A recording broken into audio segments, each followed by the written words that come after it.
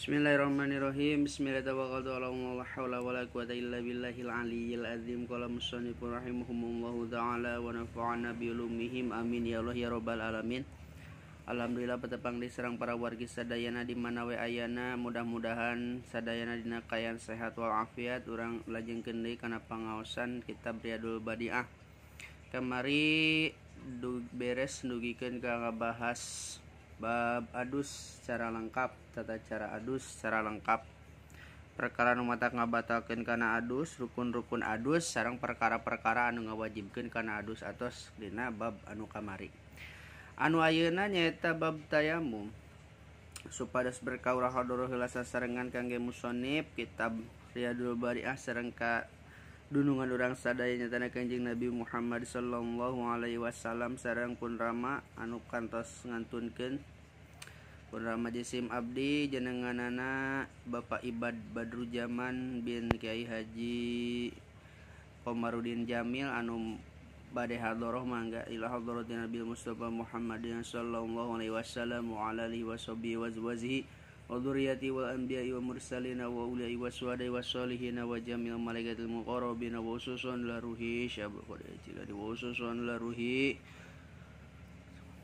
wa ususun ila ruhi wa ususun ila rusyana wa abantani wa usulim wa furuim wa silsilatim wa mu'minin wa mu'minat wa muslimin wa muslimat al ahya'i minhum wal amwat lahum al fatihah. A'udzu billahi minasyaitonir rajim. Bismillahirrahmanirrahim. Alhamdulillahi rabbil alamin arrahmanir rahim maliki yaumiddin. Iyyaka na'budu wa iyyaka nasta'in. Ihdinas siratal mustaqim. Siratal ladzina an'amta 'alaihim ghairil maghdubi 'alaihim waladdallin. Rabbighfir lana. Amin. Bismillahirrahmanirrahim. Babut tayamumi ari eta bab bade mertelakeun tayamum. La yasihu henteu sah. Ieu dina kitab sapinahnya kitab Riyadul Badiahna halaman 20. Babu tayamumi areta bab bade mertelakeun tayamum. La yasihu henteu sah naon at-tayamum tayamum bisyai'in ku hiji perkara min ajza'il ardai anu tetep tina pirang-pirang jujuna bumi illa biturabi angin ku taneuh. Tina sakabehna perkara anu aya di bumi henteu sah tayamum kecuali ku taneuh al kholisi anu murni ieu taneuh at-tahiri tur anu suci ieu taneuh alladzi anu taneuh lahu anu eta tetep dina ieu ladzi gubarun ari kekebul taneuh bisyarti ayan kila kalawan syarat yen mindahkeun itu si jalma walau sok sanajan bukti itu tayamum itu taneuh minal hawai eta tetep ti awang-awang takdirna walau kana minal hawai. Lapad minal hawai tina jadi khobar tina jadi khobarna kana. Wa yakuna jeung kudu bukti itu tayamum teh ba'da dukhulil waqti eta tetep dina sabadana asup waktu ba'da duhulil waqtil ibadati eta tetep dina sabadana asup waktu ibadah. Jadi syaratna tayamum teh kudu asup waktu ibadah. Misalkeun geus lohor jam 12.00 ayeuna misalkeun kitu nya. Tah lamun urang tayamum jam 11 jang salat lohor teu meunang. Jadi kudu geus asup heula waktu lohor.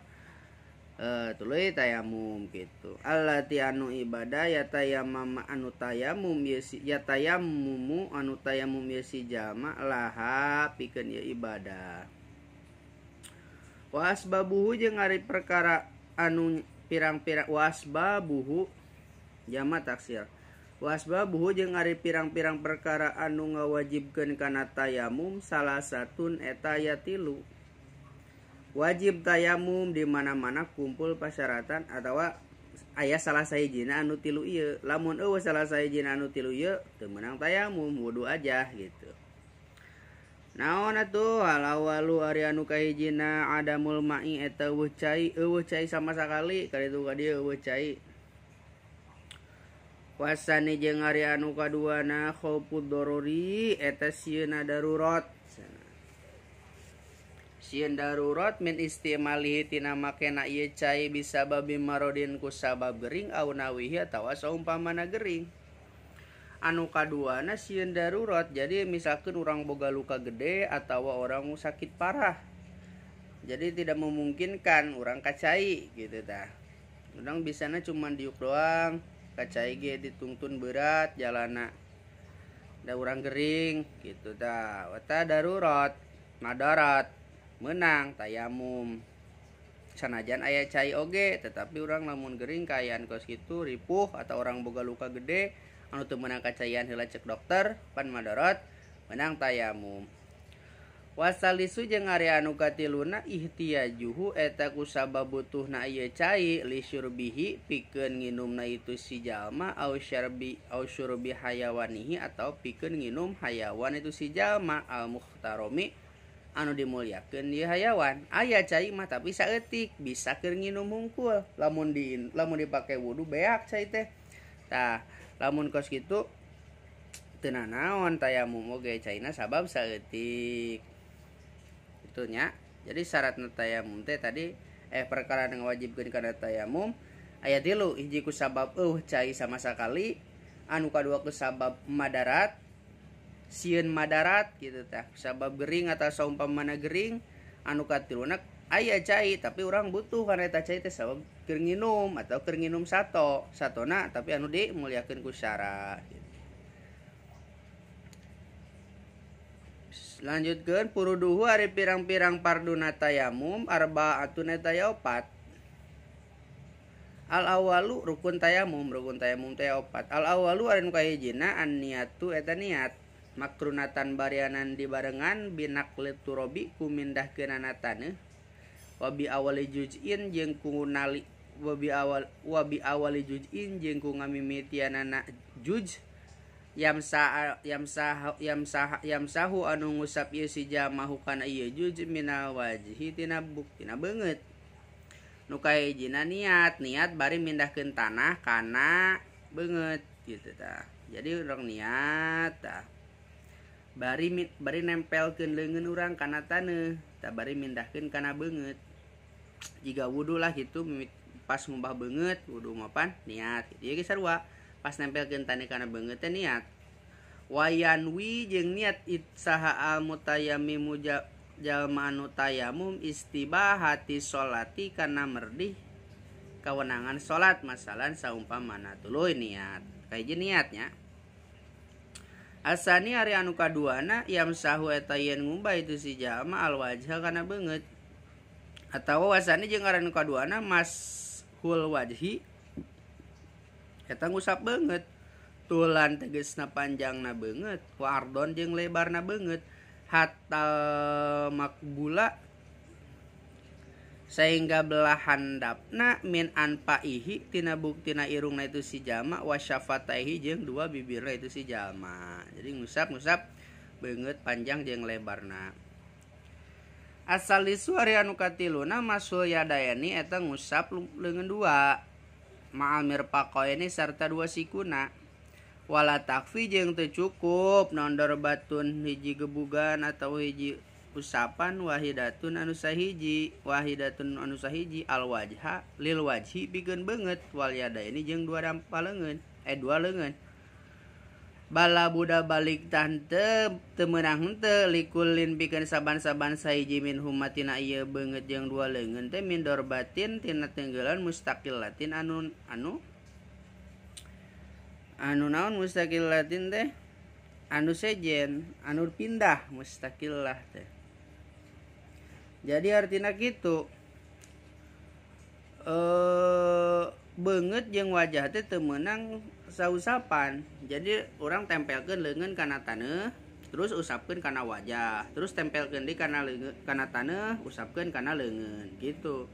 Jadi teu meunang sakali nempel kana taneuh ngusapkeun kana beungeut ongkoh ngusapkeun kana leungeun ongkoh tah kitu teu meunang nya.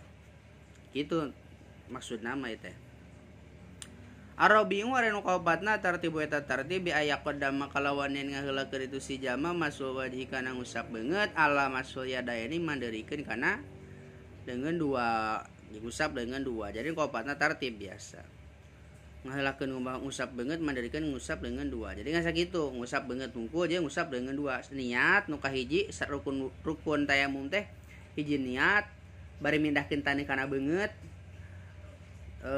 Terus kumaha niatna nawaitu tayamuma lirobi hadasil asgori lillahi ta'ala atawa nawaitu tayamuma listibahati sholati fardu lillahi ta'ala. Niat abdi tayamum karena merdih kemenangan karena sholat karena Allah Ta'ala gitu niat. Nu kahiji niat, anu kaduana mindahkeun taneuh kana beungeut, anu katiluna ngusap beungeut jeung ngusap leungeun dua, anu kaopatna nyaeta tartib miheulakeun ngusap beungeut mandeurikeun ngusap leungeun dua.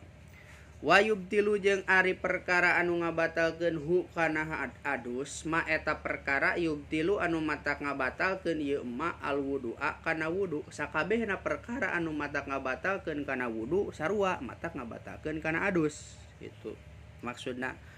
Waridatu jeung murtad, waziwalu jeung waziwalul mani'i jeung hilangna anu nyegah. Qabla syuru'i dina samemehna ini qabla syuru'i teh kedap. Qabla syuru'i dina samemehna ngalakukeun fi sholati dina salat allati anu salat ya tayammum anu tayamum ieu si jalma laha kana ieu lati. Jadi perkara anu mata ngabatalkeun kana tayamum teh nu kahiji naon tadi teh perkara sakabehna perkara anu mata ngabatalkeun kana wudu eta oge ngabatalkeun kana tayamum. Tuluy murtad, tuluy hilangna anu nyegah dina samemehna ngalakukeun naon ngalakukeun tayamum ieu si jalma dina eta salat. Maksudna kumaha hilangna anu nyegah teh?